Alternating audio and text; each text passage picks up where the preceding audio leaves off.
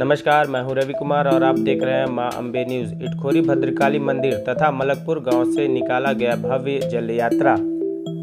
इटखोरी प्रखंड अंतर्गत मलकपुर पंचायत तथा ऐतिहासिक मां भद्रकाली मंदिर में यज्ञ का हुआ भव्य कलश यात्रा।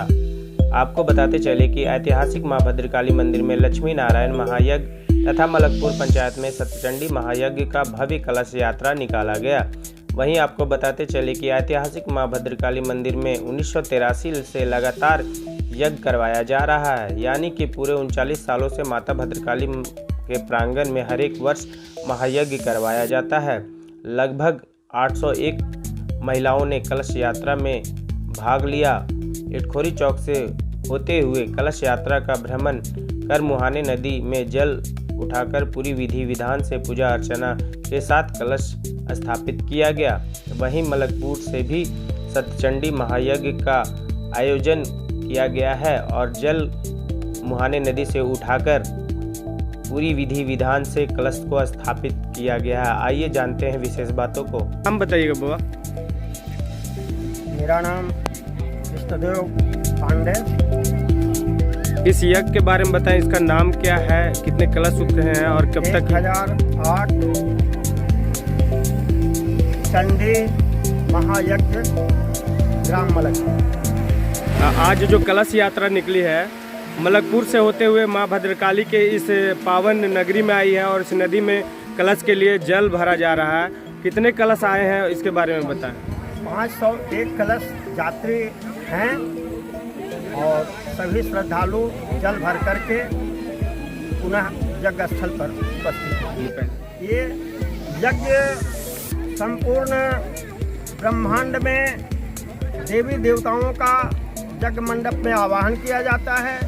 यज्ञ करने से, हवन करने से संपूर्ण वातावरण शुद्ध होता है और जो हम हवन करते हैं जिसमें हविष्य के रूप में जौ, तिल, मध, गुड़, घी, विविध लकड़ियाँ डालते हैं, वो संपूर्ण प्रकृति पर उसका प्रभाव डालता है और वो जगत के कल्याण के लिए, लोगों के कल्याण के लिए यज्ञ सफल है। इस महायज्ञ में कथा के लिए किन्हें बुलाया गया है?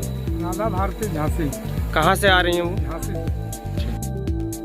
वहीं दूसरी तरफ ऐतिहासिक मां भद्रकाली में चल रहे लक्ष्मी नारायण महायज्ञ का कलश यात्रा के पूर्व ऐतिहासिक मां भद्रकाली मंदिर में 1983 से रह चुके सदस्य यज्ञ के उन्होंने बताया कि 1983 में यज्ञ कैसे शुरू हुई और यज्ञ को शुरू करने में किन किन लोगों का महत्वपूर्ण योगदान रहा और 1983 से लेकर अभी तक की सारी बातों को उन्होंने हमारे चैनल पर विशेष रूप से बताया। तो बने रहे हमारे चैनल में और उन सारी बातों को जानते हैं कि यज्ञ क्यों प्रारंभ किया गया और किसने किया और इस यज्ञ की क्या क्या विशेषताएं हैं। धन्यवाद।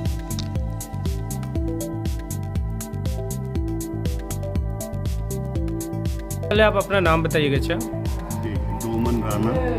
ये जो यज्ञ चल रही है भद्रकाली में लगातार 83 से चल रही है, इसके बारे में हमें बताइए। 1983 में पहला यज्ञ हुआ, उसके बाद आज तक इटखोरी प्रखंड के, चौपारण प्रखंड के लोग मिल करके, मयूरन पर माने पूरे जिला के लोग मिल करके आज तक यज्ञ करते आ रहे हैं। यह यज्ञ 39वां यज्ञ है, यानी 39 सालों से लगातार ये यज्ञ चल रही है। यज्ञ चल रहा है। इस यज्ञ का क्या नाम है सर? लक्ष्मी नारायण महायज्ञ। ये यज्ञ की जब शुरुआत हुई थी 1983 में, तो बताया जाता है कि माता की मूर्ति जब चोरी होकर वापस आई थी, उस उपलक्ष्य पे हुआ था। उसके बारे में मेरे दर्शकों को कुछ बताइए आप। माँ का मूर्ति चोरी हुआ था 78 में और माँ का मूर्ति लौटने के बाद उनके उपलक्ष्य में नहीं, लेकिन खुशी तो सब लोगों के बीच था। 1983 में जे कॉलेज झुमरी तिलैया के principal doctor Ganesh Narayan Singh NSS का प्रोग्राम लेकर के माँ भद्रकाली के दरबार में आए, बच्चों को लेकर के, कॉलेज के बच्चों को लेकर 1982 में आए और उनको यहाँ आने के बाद क्या माँ का कृपा हुआ, क्या उनका आचना हुआ कि हम लोग गणेश बाबू के नेतृत्व में, जसवंत बाबू के नेतृत्व में, पूरे तिलैया के लोगों के नेतृत्व में हम लोग यहाँ एक मीटिंग किए और पुरी के स्वामी वासुदेवा आचार्य, पुरी के स्वामी वासुदेवा आचार्य यहाँ आए और उन्होंने यज्ञ का परिकल्पना शुरू में किया कि यहाँ मैं एक यज्ञ कराना चाहता हूँ। और उसी में पूरे दोनों जिला चतरा, हजारीबाग, कोडरमा सारे लोग हम लोग लग गए और उस यज्ञ को हम लोगों ने यहाँ 1983 में संपन्न कराया। एक लास्ट प्रश्न है आपसे चचा जी कि ये यज्ञ जो हो रही है इसकी जो भव्यता है कुछ कम होते जा रही है, इसके बारे में हमारे दर्शकों को बताइए थोड़ा सा। भव्यता कम होने का कारण है कि एक तो अभी गांव-गांव में तरह तरह का पूजा पाठ, यज्ञ हवन होते ही रहता है और यहाँ का यज्ञ में उदासीनता आने का एक ही कारण है कि बहुत दिनों से ये यज्ञ चल रहा है। यज्ञ का कार्यक्रम में किसी तरह का कमी नहीं है।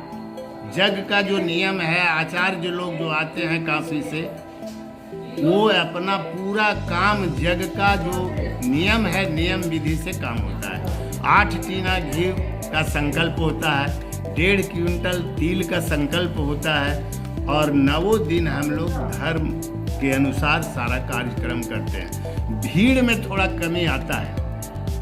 आप श्रद्धालुओं से क्या कहना चाहेंगे वो ये यज्ञ में आए? श्रद्धालुओं से हमारा निवेदन होगा कि इस यज्ञ में आने से उनको भगवान के कृपा से, माँ की कृपा से धन्य धान की पूर्ति होगी और इस यज्ञ में अधिक से अधिक संख्या में आवें, भाग लें। आज ही देखिए लग रहा था कि 200-300 जल यात्री नहीं होंगे, लेकिन अभी देखें कि 700 से ऊपर जल यात्री, चूँकि हम लोग 800 नारियल मंगाए थे और 800 नारियल उठ गया, मतलब 800 जल यात्री एक बैग पहुँच गई। सब माता भद्रकाली सब माता भद्रकाली का कृपा है। हम लोग सिर्फ निमित्त मात्र हैं। इस यज्ञ को आप लोगों की द्वारा बढ़ाया जा रहा है और बताइए कि ये यज्ञ हरदम इसी तरह चलते रहेगी? हाँ, ये यज्ञ अब हर एक साल इसी तरह चलते रहेगा।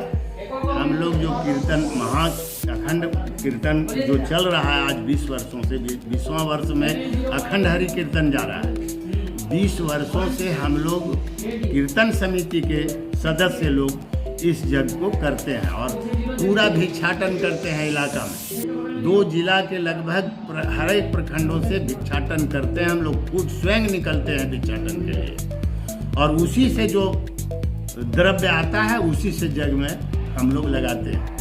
लगभग 10 लाख रुपया यज्ञ और अखंड कीर्तन मिला करके वार्षिक खर्च और सब मेंबरशिप से ही हम लोग कर लेते हैं और भिक्षाटन से जो आता है अन्न, पैसा, उससे ये यज्ञ को हम लोग पूर्णाहुति कराते हैं।